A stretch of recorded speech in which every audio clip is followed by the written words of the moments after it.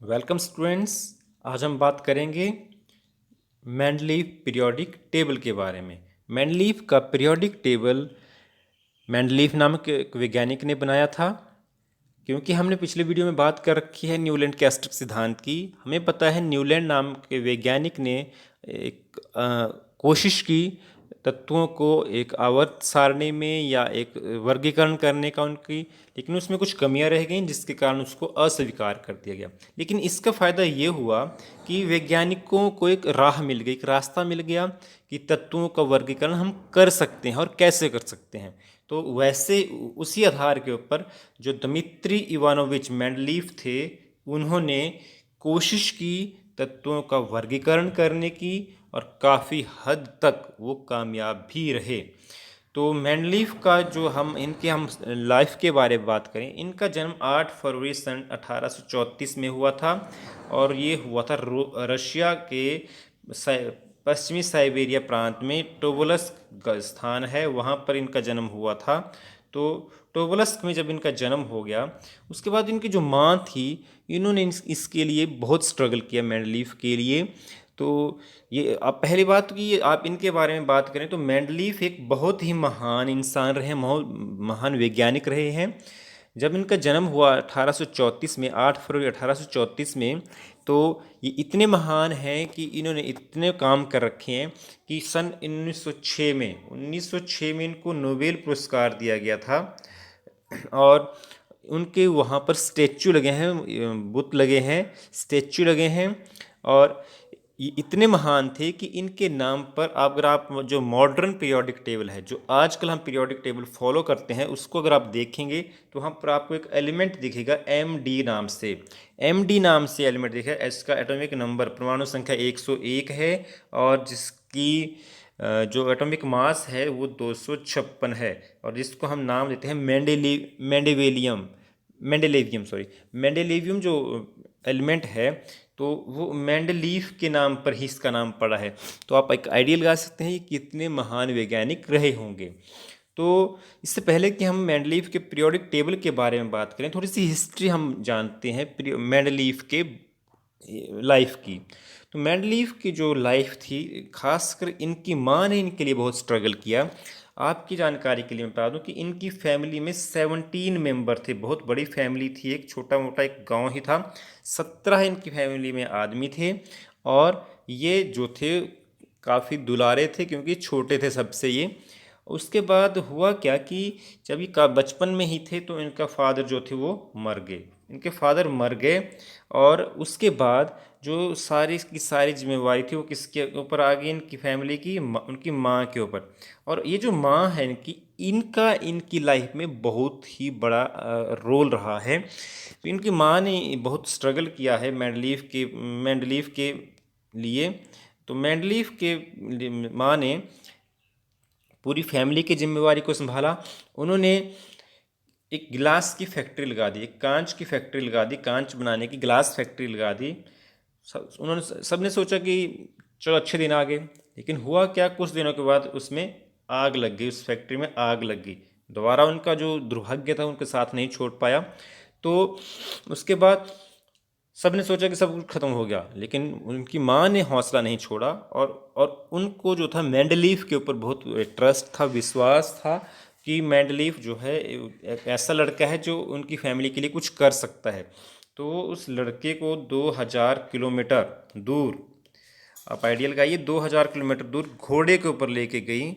उनके पास घोड़ा था, घोड़े के ऊपर लेके गई 2000 किलोमीटर दूर रशिया के मॉस्को में यूनिवर्सिटी थी। और यूनिवर्सिटी में वो लेके गई और दाखिले के लिए, एडमिशन के लिए। लेकिन हुआ क्या, जो यूनिवर्सिटी थी रशिया मॉस्को में, उन्होंने एडमिशन के लिए क्या कर दिया, मना कर दिया, उन्होंने डिनाई कर दिया। कि क्यों डिनाई किया, क्योंकि जो मेंडलीव थे, मेंडलीव की प्रॉपर स्कूलिंग नहीं हुई थी, कहीं इन्होंने स्कूल में एडमिशन नहीं लिया था, फॉर्मल एजुकेशन नहीं ली थी इन्होंने, इनके पास कोई सर्टिफिकेट नहीं थे, तो उन्होंने मना कर दिया। अब सोचा गया फिर कि सब कुछ खत्म हो गया, लेकिन फिर भी उनकी माँ ने हिम्मत नहीं हारी।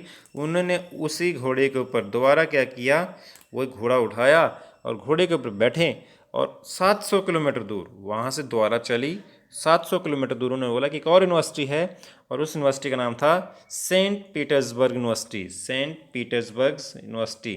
तो सेंट पीटर्सबर्ग जो यूनिवर्सिटी थी, पीटर्सबर्ग यूनिवर्सिटी में वहाँ पर वो चली गई। वो थी 700 किलोमीटर दूर वहाँ से। तो वहाँ पर वो पहुँची। उन्होंने भी इनिशियली उनको डिनाई कर दिया कि इसके बच्चे के पास तो सर्टिफिकेट कोई नहीं है, लेकिन जब उनको थोड़ा सा परस्यू किया गया, उनको थोड़ा सा मनाया गया, तो वो मान गया और वहाँ पर उनको एडमिशन मिली। तो ये तो थी, इससे आप लगा सकते हैं आइडिया कि उनकी माँ कितनी परिश्रमी थी, मैं कितनी मेहनती थी, कितनी हठी थी। और वैसे ही गुण जो थे उनकी माँ से आगे मेंडलीफ में। उन्होंने भी बहुत एक्सपेरिमेंट किए, कई बार असफल भी हुए, लेकिन लास्ट में वो कामयाब रहे और उन्होंने तत्वों का वर्गीकरण किया एक सारणी के रूप में। तो ये तो थी मेंडलीफ की लाइफ के बारे में बात। अब बात करते हैं मेंडलीफ ने किया क्या। तो स्टूडेंट्स, हमें पता है कि मेंडलीफ से पहले न्यूलैंड ने क्या किया था, जो तत्व थे उनको इंक्रीजिंग ऑर्डर में, बढ़ते हुए क्रम में रखा था। किसके? एटॉमिक मास के, जो परमाणु द्रव्यमान था उसके बढ़ते हुए क्रम में, मतलब पहले छोटा, फिर बड़ा, फिर बड़ा, फिर बड़ा, सबसे बड़ा, ऐसे रखे थे। तो इंक्रीजिंग, जैसे आप मॉर्निंग असेंबली में खड़े होते हैं सुबह सुबह, पहले सबसे छोटा, फिर बड़ा, इस तरीके से, वैसे ही एटॉमिक मास के इंक्रीजिंग ऑर्डर में मेंडलीफ ने तत्वों को लगाया। जैसे आप ये है मेंडलीफ का पीरियोडिक टेबल। यहाँ पर अगर आप देखें तो सबसे पहले हाइड्रोजन, हाइड्रोजन है इसका परमाणु, ये जो नीचे लिख रखा है यहाँ पर, ये क्या है, इसकी एटॉमिक मास है 1.01। ये लिथियम, लिथियम के बाद 6.94, 9.01 बेरिलियम। तो इस तरीके से ये एटॉमिक मास है। तो आप इसमें अगर आप देखें तो एक ट्रेंड जैसा आपको दिखेगा, जैसे लिथियम का 6 है, बेरिलियम का 9 है, बोरोन 10, कार्बन 12, नाइट्रोजन 14। तो एक इस तरीके से आपको ट्रेंड जैसा दिखेगा।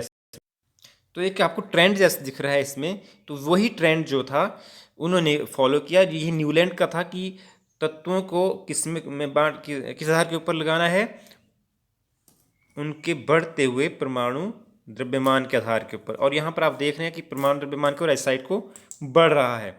तो ये जो हॉरिजेंटल रोज थी, इनको ऐसे बोलती है हॉरिजेंटल रोज, क्षैतिज रेखाएं। हॉरिजेंटल रोज में उसने कैसे लगाया, तत्वों के बढ़ते हुए परमाणु द्रव्यमान के आधार के ऊपर, एटॉमिक मास के आधार के ऊपर लगा दिया, परमाणु द्रव्यमान के आधार के ऊपर लगा दिया।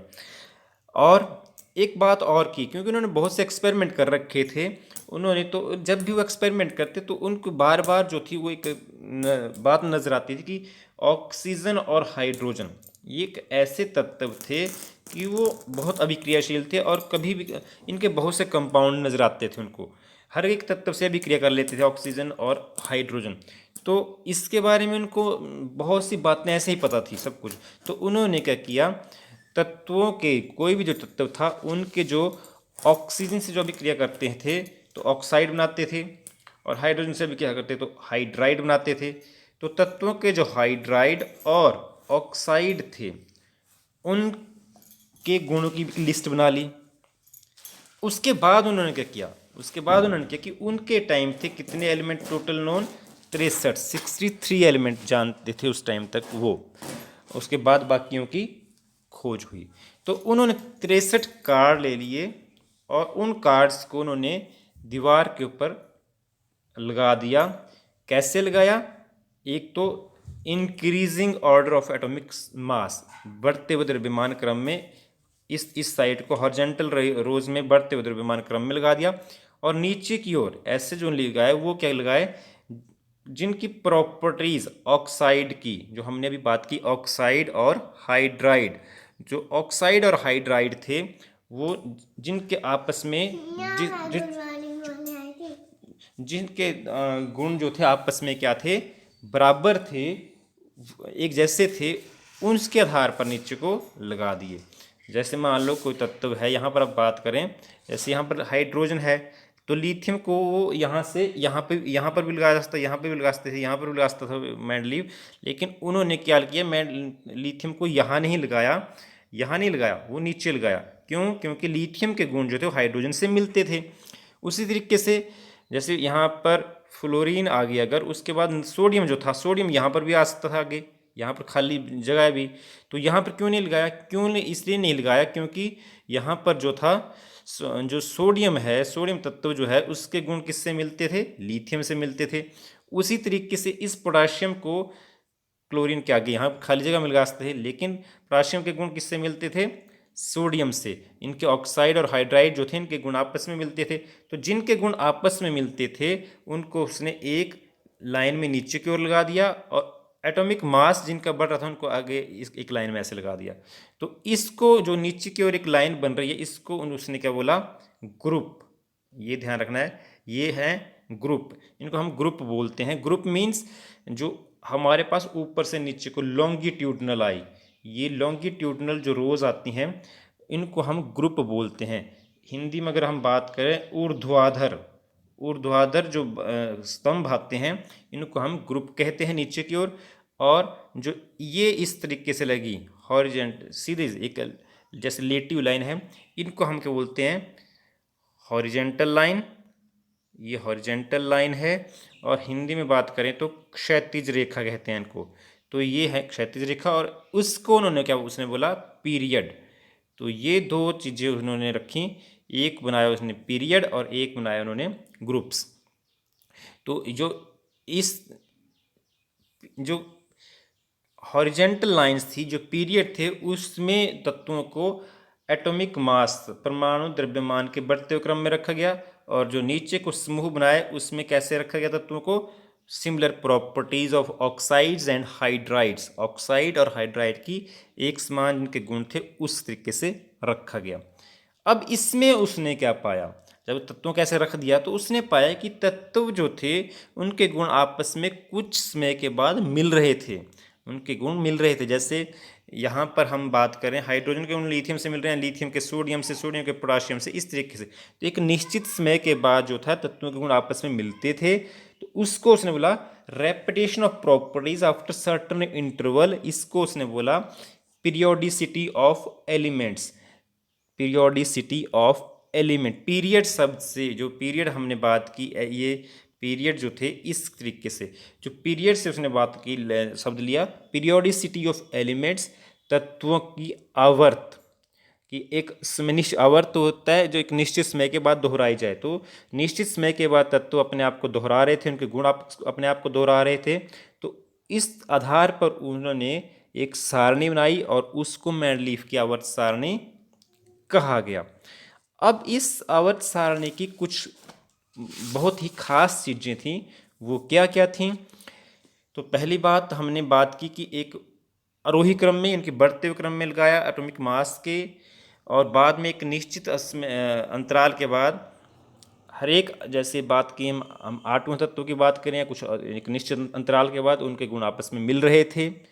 तो ये सारणी जब उन्होंने बना दी तो उसमें आप देख रहे हैं यहाँ पर जो ये कुछ स्थान है ये खाली रख दिए हैं। जो आपकी एनसीईआरटी की बुक है उसमें ये स्थान भर दिए गए हैं और वहाँ से कन्फ्यूज़न होता है। तो ये स्थान आप देख रहे हैं कुछ खाली रखे गए हैं। तो ये अगर और कोई इंसान होता और कोई वैज्ञानिक होता तो एक किस्म की क्या थी, एक कमी थी कि यहाँ पर तो कुछ भी नहीं आया जी, आपकी तो सारणी गलत होगी, यहाँ पर कोई भी नहीं है, यहाँ पर कोई नहीं है। और शायद वो वैज्ञानिक भी क्या करता, कुछ इन्हीं तत्वों को, जो ये तत्व हैं ये वाले सारे यहाँ, इन्हीं को यहाँ पर एडजस्ट कर देता। जैसे न्यूलैंड ने किया था, सारणी में तत्वों को एडजस्ट करने के लिए एक जगह पर दो रख दिए। तो न्यूलैंड मेंडलीफ को भी ऐसा करना चाहिए था, लेकिन मेंडलीफ ने क्या किया, मेंडलीफ को अपने एक्सपेरिमेंट्स के ऊपर इतना कॉन्फिडेंस था, उसने बोला कि नहीं, यहाँ खाली जगह है, यहाँ पर कोई और तत्व आएगा जो अभी खोजा नहीं गया है। ध्यान से सुनना इस बात को, तत्व अभी खोजा नहीं गया है, इसका भी पता भी नहीं है। जैसे मैं आपको कह दूं कि यहाँ पर अभी धरती है, हम धरती के ऊपर जीवन है, मैं बोलूँ कि ऐसी सैकड़ों धरतियाँ हैं जो अभी खोजी जाएंगी और वहाँ पर जीवन है, वहाँ पर ऐसा जीवन होगा। तो आप विश्वास भी नहीं कर पाएंगे, कोई ट्रस्ट नहीं कर पाएगा, लोग बोलेंगे पागल है। तो वैसे मेंडलीफ ने बात कर दी कि यहाँ पर तत्व खोजे जाएंगे, इवन कि इन तत्वों के सारे के सारे गुण उसने बता दिए कि प्रॉपर्टीज़ क्या क्या होंगी। क्योंकि अगर एल्यूमिनियम के नीचे को तत्व आएगा तो उसके गुण कैसे मिलेंगे, किससे मिलेंगे? एल्यूमिनियम से मिलेंगे। सिलिकॉन के नीचे है, ये सिलिकॉन है, इसके नीचे खाली जगह रख दी तो सिलिकॉन से इसके गुण मिलेंगे। तो इतना कॉन्फिडेंस था मेंडलीफ को, और ऐसा हुआ भी। बाद में तत्व खोजे गए, यहाँ पर एल्यूमिनियम के नीचे तत्व खोजे गए, और सिलिकॉन के नीचे यहाँ पर तत्व जो खोजे गए उनके गुण जो थे एल्यूमिनियम से और सिलिकॉन से मिलते थे। तो तत्व जो खोजे गए वो कौन कौन से खोजे गए, मैं अभी वो भी हम बात करेंगे। वो खोजे गए, जैसे एल्यूमिनियम के नीचे जो था तत्व आया था स्कैंडियम और गैलियम, SC और Ga, यहाँ पर आया स्कैंडियम और गैलियम, और यहाँ पर आया जर्मेनियम, Ge, सिंबल है उसका जर्मेनियम। तो ये तत्व खोजे गए, और बहुत से तत्व जो थे यहाँ से आपको लग रहे हैं खाली स्थान हैं, और वो भी खोजे गए थे। तो इस तरीके से हम देखें तो एक तो ये बहुत बड़ी उपलब्धि थी। ये जैसे यहाँ पर एक खाली स्थान और है, यहाँ पर TC एलिमेंट खोजा गया था। तो बहुत से यहाँ पर एलिमेंट हम उसके जो आवर्त सारणी है उसको हम चेक कर लेंगे। तो ऐसे बहुत से एलिमेंट जो थे उन्होंने खाली स्थान छोड़े थे, और वो उसकी एक उपलब्धि थी ना कि कमी, कि उन्होंने पहले ही बता दिया कि इस तत्वों ऐसे तत्व खोजे जाएंगे और उनके गुण ऐसे ऐसे होंगे। इवन कि उन्होंने नाम भी दे दिया, जैसे एल्यूमिनियम के जो समूह है, ये ग्रुप है, ग्रुप के नीचे एल्यूमिनियम के ग्रुप के नीचे जो तत्व आएगा उसको ए का वर्ड मीन्स ए का एल्यूमिनियम लिख दिया, ए का एल्यूमिनियम नाम उसका रख दिया, और उसके गुण बता दिए कि ये गुण होंगे। या फिर बोरोन के नीचे है तो ए का बोरोन, ए का बोरोन या ए का एल्यूमिनियम, ऐसा नाम रखा उसने, और यहाँ पर गुण बता दिए कि ऐसे ऐसे गुण होंगे, ऐसा तत्व खोजा जाएगा भी।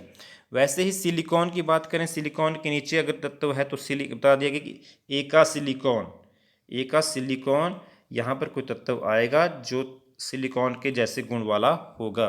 तो ये एक बहुत बड़ी उपलब्धि थी उनके बारे में, जिनका भी पता भी नहीं था। उसके बाद एक और चीज़, जो नोबल गैसेस होती हैं, नोबल गैसेस होती हैं, जैसे हीलियम, जैसे सॉरी नियॉन है, क्रिप्टॉन है, जिनॉन है, हीलियम है, नियॉन, आर्गन है। तो ये सारी गैसें क्या हैं, उत्कृष्ट गैसें इनको बोलते हैं आप।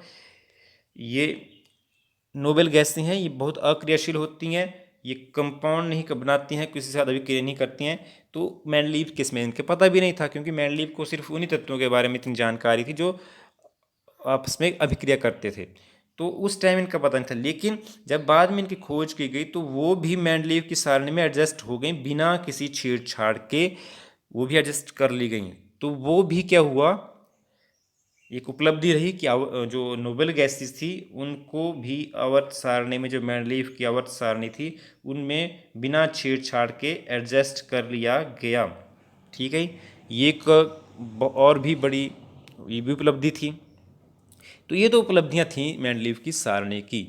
तो लेकिन कुछ इसमें ये क्या थी, कमियां भी रह गईं।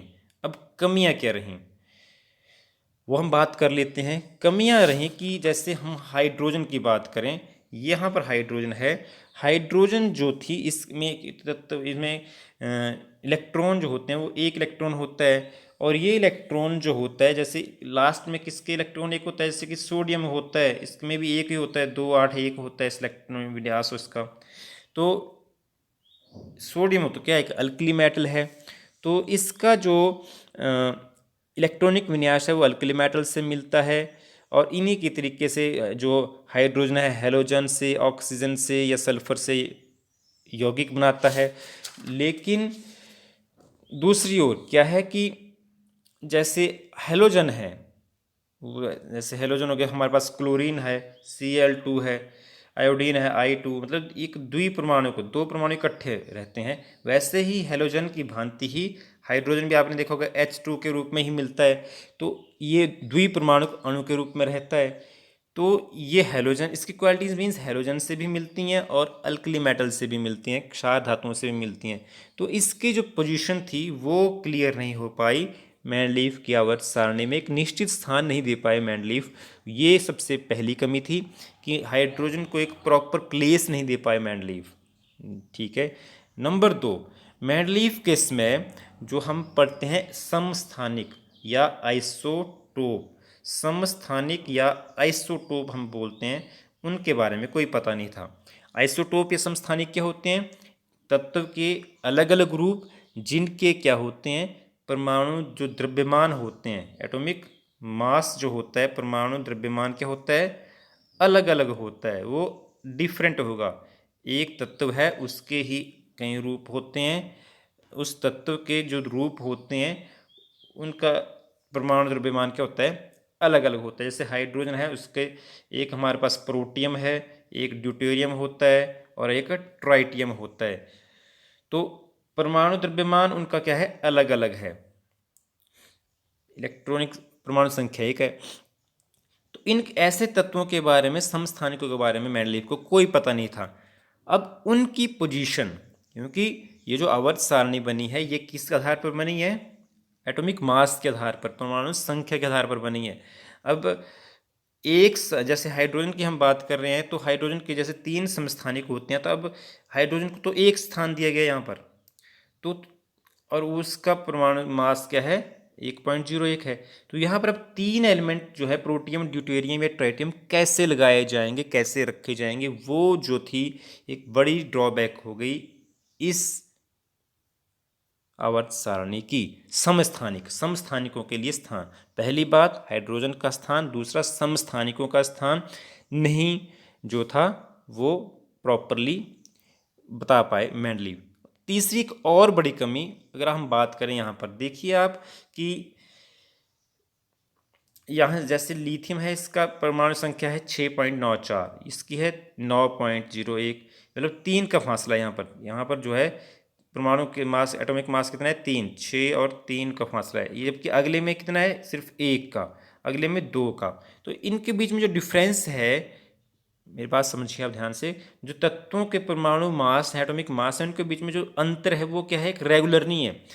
इससे हमें ये आइडिया लगा सकते हैं कि अगर कोई जगह आपने खाली छोड़ी यहाँ पर, तो यहाँ पर कितने तत्व आएंगे, 65 से 74 तक, 74 तक। अब 9 का फासला है, तो एक तत्व आएगा, 2 आएंगे, 3 आएंगे, 4 आएंगे, ये आइडिया नहीं उसका। तो अगर एक जो यहाँ पर जो अंतराल है हर एक तत्व में क्या होता, बराबर होता, तो बिल्कुल क्लियर होती बात कि अगर यहाँ से हमने खाली जगह छोड़ी है, तो जी यहाँ पर कि 2 तत्व आएंगे, 1 आएगा, 4 आएंगे।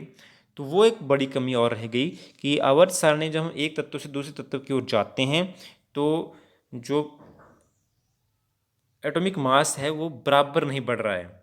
तो ये भी एक बहुत बड़ी कमी रह गई। लेकिन अगर हम बात करें एक और चीज़, वो है, वो बड़ी चीज़ ये है, जैसे यहाँ पर एक देखिए, ये है आपकी एनसीईआरटी की बुक की आवर्त सारणी जो मेंडलीफ ने दे रखी थी।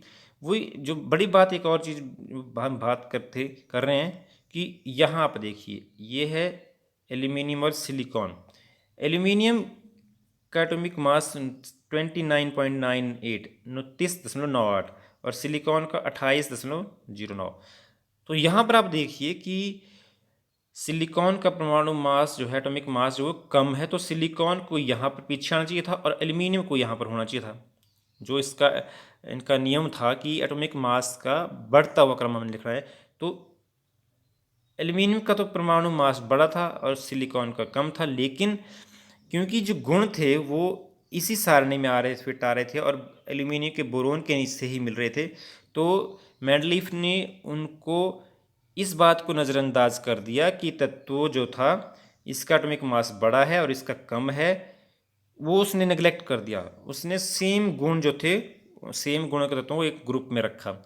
ये भी उसने वही बात आई कि उसने ये कहा कि ये यहीं आएगा, और उस अपने जो उसने एक सिद्धांत था उसके ऊपर कायम रहा, और ये भी उसकी एक उपलब्धि ही थी। बाद में यही चीज़ फॉलो की गई, ये तत्व यहीं रहे। तो ये इस तरीके से आप मेंडलीफ के और पीरियोडिक टेबल में हम बात की, इसकी हमने मेंडलीफ की पीरियोडिक टेबल के आधार के बारे में बात की, इसकी कमियां, इसकी उपलब्धियां, सारा हमने बात किया। उम्मीद है इस वीडियो में आपको सारी बातें क्लियर हो चुकी होंगी। अगर आपको फिर भी कोई दिक्कत लग रही है तो इस वीडियो को 2-3 बार देखें, आप रोक रोक के देखें, नोट्स बनाएं, आपकी चीज़ें बिल्कुल क्लियर हो जाएंगी। इसके साथ हम अगले वीडियो में बात करेंगे जो मॉडर्न पीरियोडिक टेबल होगा, आधुनिक आवर्त सारणी, उसके बारे में। Till then, good bye.